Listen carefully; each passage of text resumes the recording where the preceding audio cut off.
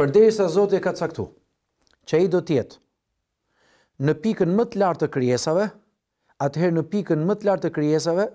Zoti e çon nëpërmjet kujt? Mëshirës së tij absolute, në të njëjtën kohë dëshirës që kemi ne për këtë krijesë se ky e meriton të jetë në pikën më të lartë. Po pse e meriton? E meriton sepse atë çoi Zoti, pra atë bëri Zoti shkak për udhëzimin ton. A nëse ne udhëzuam, nëse ne lavdëruam Allahun xhelle xhelalu, e përkujtuam atë, i falemi atij, i dedikojmë atij adhurime të ndryshme, atëherë të gjitha këto adhurime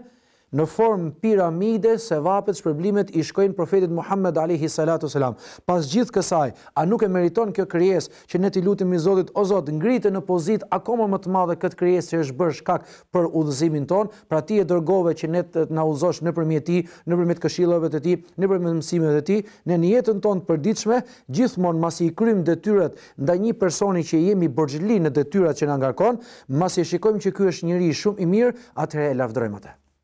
A nuk mjaftojnë ne me kryen e detyrave? Jo, nuk mjaftohet. Është vetë natyra njerëzore që do të filloj të flas mirë për të. Do ta lavdëroj për të, kurse në raport me ditën e gjykimit, me shpërblimet në xhenete, me rahatin që do të gjejnë besimtarët, vetë profeti Muhammed alayhi salatu selam, në fushën e mahsherit, në atë ditë tepër të frikshme dhe tepër të madhe, atëherë në raport me atë ditë, atëherë neve i lutemi Zotit që Zoti ta ngrej atë në pozitën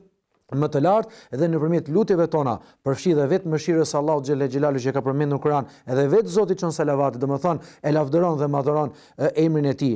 në raport me fjalë me krijesat, sepse ai nuk është Zot, domethënë, atëherë çfarë bën vaki është ajo që profeti sallallahu alaihi wasallam ndoshta nuk meriton lutje nga ne që ai të shpëtoj nga zjarri, por meriton lutje nga ne që ja bëjmë Zotit për ta ngritur në një pozitë më të lartë.